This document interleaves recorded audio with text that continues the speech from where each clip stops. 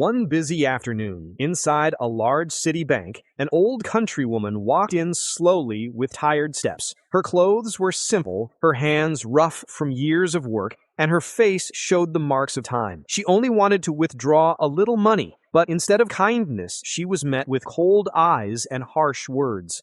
The receptionist refused to let her pass, told her to stand in line, and even mocked her for being poor. Some employees laughed at her clothes and treated her as if she did not belong there. The old woman tried to explain that elderly people usually get priority, but the staff ignored her and insulted her again. At one point, they even spilled hot coffee on her and gave her trash to humiliate her. Yet through it all, she stayed calm and kept saying, "I just want to withdraw my money." A kind security guard noticed what was happening. He gently told her that in this bank, the rich were treated with preference, and that was why she was suffering such cruelty. He promised to help her and even guided her toward the counter and the ATM when nobody else wanted to. He was the only one who treated her like a human being, but things got worse. When she finally reached the counter, the manager mocked her for wanting to withdraw only $100. He shouted that poor people like her didn't deserve to be inside the bank and even told her to leave. Still, the old woman pleaded because she didn't know how to use the ATM. The manager insulted her again, saying her son was probably just a janitor. Then, something unexpected happened. A man in a suit walked in. He was the bank's owner, Mr. Hugo. When he saw his mother being insulted, he was furious. The employees tried to lie, but Hugo declared loudly that the old woman was his mother. Shock filled the room.